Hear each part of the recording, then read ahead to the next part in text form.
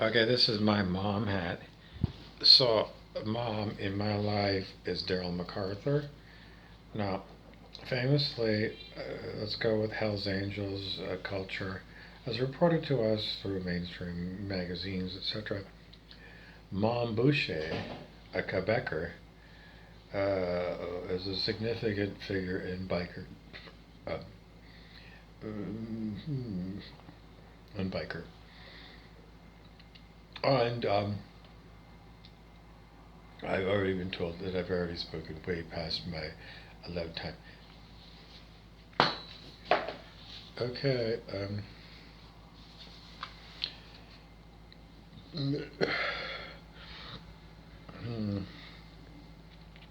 Now, I have talked about this hat before in another video, so I don't want to keep duplicating it. So I'm going to elaborate further. We'll see what I got here. So if it seems like I'm taking a moment, then you need to stifle yourself. Edith is what an exasperated Archie Bunker would say to himself after Edith Bunker passed away. He still needed her character to remind him of how to live. So he had to imagine that she was still alive, but unable to help him with physicality. But he had to write it on his hand. What would Edith do? So he would go sit down in front of his TV in his favorite chair, and she was never there again. So he looked over, and it was like, it's like Bonker Semenek. It's like, Jude! Jude! Have you beer? So he had to write down, like, whoever it was, the one that's missing in action, not there, what would they say in this situation? And that is no use crying. Archie realizes that she's gone forever. And then, he has to get off his fat. He hears the Irish washerwoman. She says to Archie, she says, hopefully, John Luther, come through, lady. She's going to say, Archie dear, get off your limey ass and go get yourself, you fuck-faced old bastard. Oh, Johnny from Cobra Kai is laughing at Lou Asner when he plays this son of a bitch, whatever he is, Overlord, Money Lord, or Johnny on Cobra Kai. Anyways, I don't know. Return of the Empire Strikes Back, and I don't know. It's playing out in neighborhoods everywhere. A Strange Bedfellows plays as the sequel to I Didn't Know That Your Mother Was Sleeping With My Mother Too.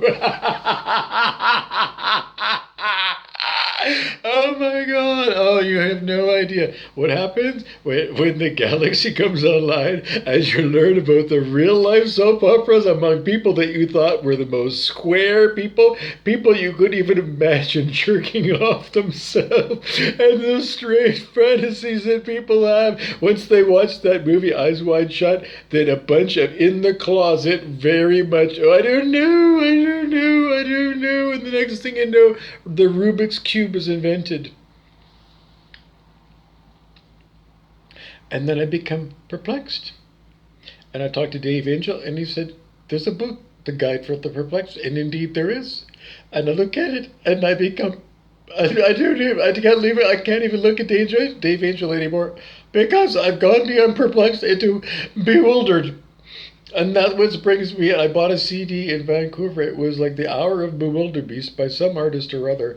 And I did listen to it a number of times, and it was the perfect thing for me when I was in a certain state of mind, when I simply looked at the whole world and said, go away, I can't figure you out, no one figures you out. And that is my cousin Andrea Burrows, a corporate lawyer from Calgary, Alberta, originally from Thunder Bay. And now, as far as we know, living with her dog, because she can't stand people just like me. So, what's her dog name? Finnegan, or it was an Irish name, and it was a beautiful dog. And anyways, that's the way I'm sure she would deal with the insanity of true Earth Armageddon as we let go of all the control structures of 3D Earth, including vast empires of unknowable, unfathomable common law agreements that somehow perpetuate down in gobbledygook, old wives' tales, we might say. Like, I don't know, like, games that are like British Bulldog or something, like playground games or Foursquare. I mean, that is a game that could be played on, like a natural flat plane on a certain kind of bedrock or something. Or you could get some natural chalk. I mean, the caveman could play, what would they use for a ball? Well, um, Apocalypto would be, human hands. If you just guillotine them because it's the return of the French Revolution, and heads will roll, and indeed they did, with an enormous sling blade that was officially sanctioned by Robespierre, who is the no, Robespierre, I think he affiliated himself with the religious theocracy.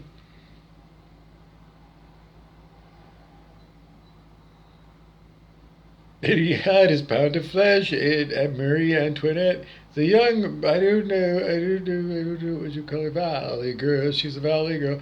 And she had her head chopped off. And clearly she was a vampire, and she was able to take her head and put it back on, like the Headless Horseman or something. Because these were old demonstrations of Medewiman initiations for you having to demonstrate incredible supernatural powers, like you shape-shifting into a bird. And Carlos Castaneda described it in one of his books, endorsed by Henry Luce of Time magazine. Lucifer, Henry, Lucifer, Satan, Lucifer, Beelzebub, Beelzebul, Moloch, Gargoyle. I'm not sure if Gargoyle fits in there or not, because I don't know. Brent Mason the Devil, yes. King Clancy the Devil, yes. Eve the Rat, Mrs. Prim, Mrs. Edith Prim. Edith of the Prim. The Prim is a place where Todash demons habitate. And that's throughout the Stephen King books. So if I seem a bit bizarre and bouncing around, then you must understand that I've read a very large amount of Stephen King over the years. Because that's my dark half. Because I can't help it. It's innate in me, because I was given to read a wide variety of books, including horror, and I did enjoy Stephen King.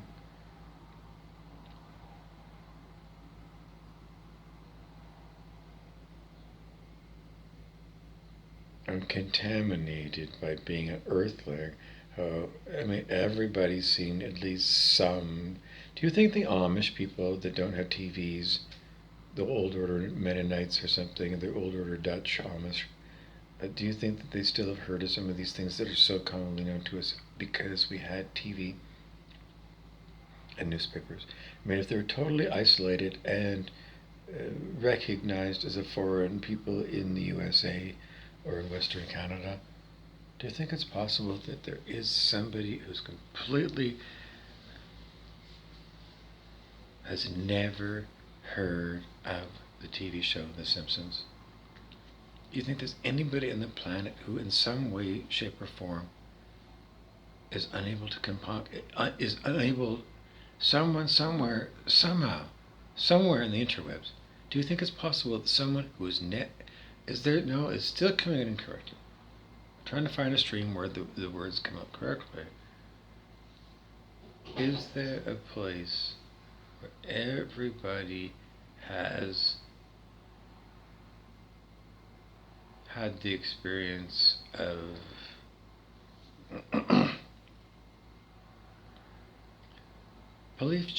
it's not a good word, of Clancy Wiggum? He's a total stranger to me. He's beyond strange. He knows me better than I know myself. He's a fat controller. And Stuart Wells, the metaphysical author, gave us to believe that transdimensional entities were, well, in Star Trek, there were people who were complete narcissistic nuts who came from outside of the Milky Way galaxy. People like that. And there were people inside of the galaxy who were like that too. The psychic people who modeled themselves on ancient Rome, and they used their psychic powers to torment a non-psychic person, a midget named Alexander. Modern day, that midget's name is Vince Pasqualino of Thunder Bay. You ask John Zielinski. Because both I and John Zielinski, he's our favorite dwarf. He was gifted to us by spirit. Modern day. In those days, I would say, I don't know, an accident of birth or something, because when I was young, I just didn't have the verbiage to try to explain. I don't know. John Zielinski is a foreign white bloodline to me. My bloodline is white Anglo-Saxon Protestant. He is a bastard mixology of, Polak. One half pure Polak, which is not a real country, because it's a province of Silesia, which is a province of Prussia, which is a province of Greater Germany, which at one time wanted to say that it was the representative culture of all of planet Earth to the reptilian federations and confederations. The Draco reptilians of Orion and the Orion space pirates, the Pindar, possibly, whatever the people who, bit me with the idea that I need to get creative and talk about whatever the hell came on my mind and become, a prophet, an AI prophet, a prophet for nothing but no money for me. Mike Beggs, my brother-in-law, came to look at me and say, "Good God, man, are they ever going to pay you for your endless stories that you continue to broadcast on the quantum field?" And I would say, well, who are they? I don't know. It goes on the table as what are these big question marks that I can't seem to tell you, other than, I'm absolutely committed to whatever I'm doing. I threw away the keys a long time ago, and I don't know where they are, and I can't figure out how to go back, so I just have to live now as if I'm going to continue to move forward on my path, on my pre-dedicated mission, which was Trevor Miller. Brett Beeson tortured me. One of the times when they put me in the psych ward, Brett Beeson, the devil, tortured me. Because Trevor Miller, the devil, gave me some Christian literature that calibrated at about in the 300s, low 300s, maybe 305, but definitely in 300s. The Prayer of Jabez. It's actually based upon a very short numbered phrase, numbered sentence in the Old Testament, not the Jesus part of it, unless you consider Jesus to actually be Elijah or Elisha or something. I don't know, there's so many mysteries. I mean, that book is, I don't know when I was originally introduced to it, I don't know, it's a brick, and it's in a foreign version of English. Because in the Presbyterian Church, St. Andrew's Presbyterian Church, across from City Hall, must be protected at all costs. You could tear down the rest of the city, and you must keep the vintage churches and the buildings that are vintage of that era that we still have. Which means the churches must be supported by, I don't know, Tom Jones Construction, must mark them with the Nicholas Roerich symbol of preservation for antiquities beyond current disputes, off limits to bombing, and that is that church and other churches. The original police station, in the core buildings, there's some stuff that is original stuff from when it was first founded as a city. So if you're an immigrant, then we still have a huge problem with the capitalists wanting to let these things fall into disrepair.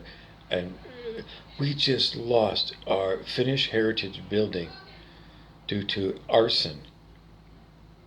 The Hoito building, that was arson, to collect the money and get more money to build a dump of whatever the fuck they're going to put there. There is no respect. So that's why we've appointed Tom John's Construction as what would the technical name be? Steward. Lawful steward, legitimate provisional government of Thunder Bay Free, which was declared as being in effect now. And supporting Thunder Bay Free on July the 1st means either you act as Lady Godiva and run around streaking all day. It's nude beach all day, all over Thunder Bay on July the 1st. And if you want to cover up, preferably you wear orange, and the sponsor of the day is Every Child Matters. And everybody knows that little tiny kids, when they're first barely just running, and if they're in Thunder Bay, because I grew up here when I was a boy, we had garden sprinklers, lawn sprinklers that we might have got from Canadian Tire.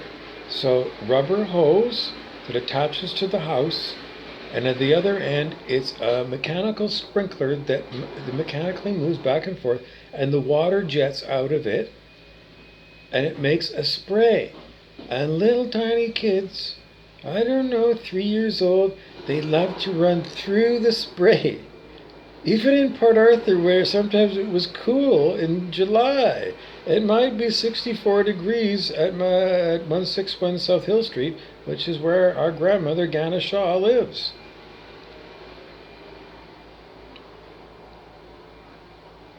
But, over in the Fort William side on 2621 Park Row Street,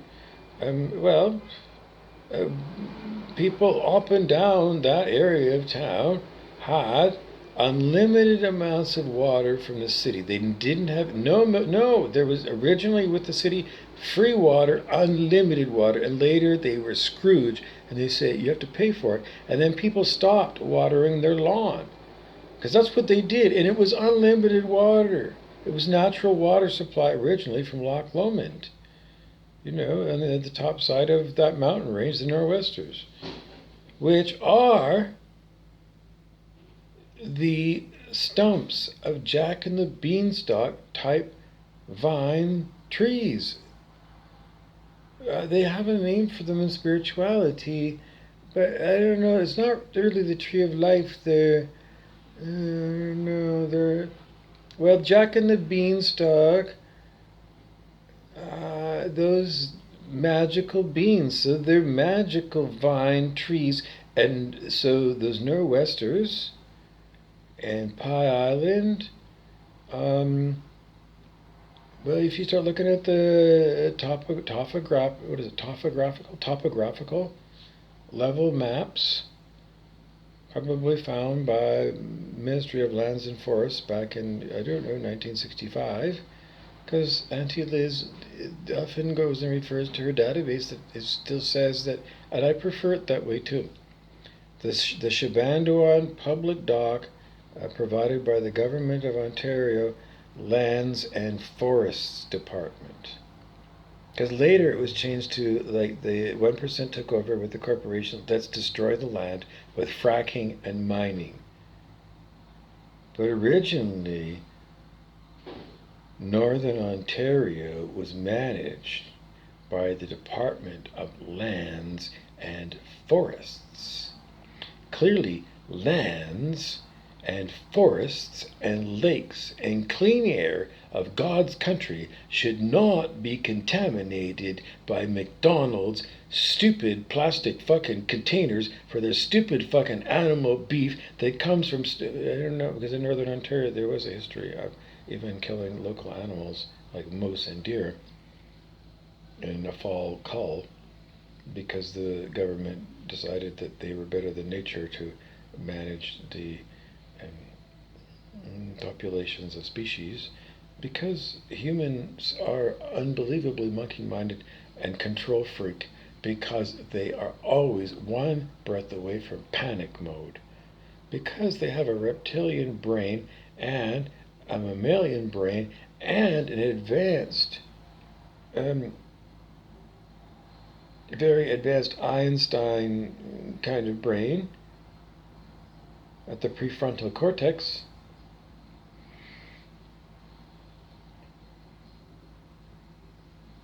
And that's where people often get stuck, because they didn't learn from consciousness researcher David R. Hawkins that in addition to these, what we consider the kind parts of the brain you would learn in anatomy, there's the etheric brain, which is a non-physical brain, which means it's not even like physically not solid here, and not, it's everywhere. Your non-physical etheric brain that previously I was led to believe it's in my aura and it's only around here.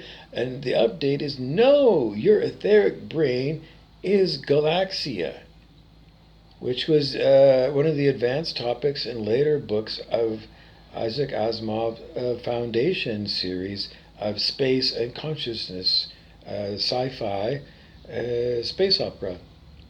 But I loved back in those days.